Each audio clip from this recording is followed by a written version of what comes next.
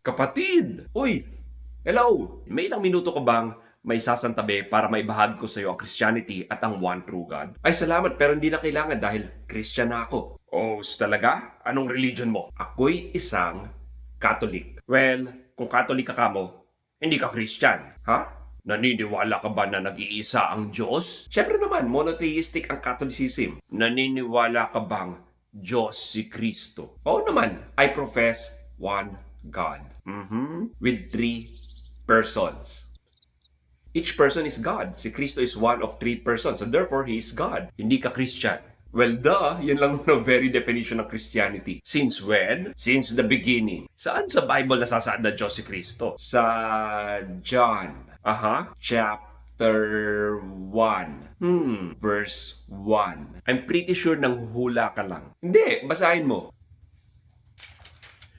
In the beginning was the Word, and the Word was with God, and the Word was God. At sino ang Word? Sa ibang translation, ang nasasad ay the Word was a God. May a, lesser God. Lowercase g lang si Kristo. Paano nangyaring lowercase g God si Kristo? Kung sinabi ng Diyos sa Isaiah 43 verse 10 na before me, no gods was formed, and nor shall there be any after me. Parang sinusuportan mo pa ang case ko. Pero di nga ba tinawag din na God si Kristo sa John 1 verse 1? Ano siya?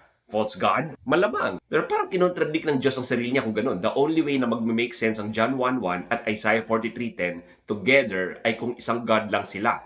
But three persons. Kung Diyos si Kristo, bakit niya kinausap ang Diyos nung siya'y nagdadasal sa John chapter 17? Tinawag pa niyang only true God. O, Checkmate. Well, yan ang pwede mong gawin kung one God ka with three persons. Pwedeng kausapin ng bawat person ang isa't isa. And even if that's the case, anong pumipigil sa isang tao na kausapin niya ang sarili niya? Malamang ikaw, kinakausap mo din ang sarili mo. Minsan. Parang conveniently nyo lang inimbentong mga Katoliko ang doktrina ng Trinity para ma-explain ang bagay na yan. Hindi Diyos si Kristo. Siya mismo nagsabi sa John 10 verse 30 na I and the Father are one. At naintindihan ng mga Hudyo na kiniklaim ni Kristo na Diyos siya. Kaya nila siya pinagbabato. Babatuhin na kita. Alam kong hindi mo meant yan, kaya pinapatawad kita.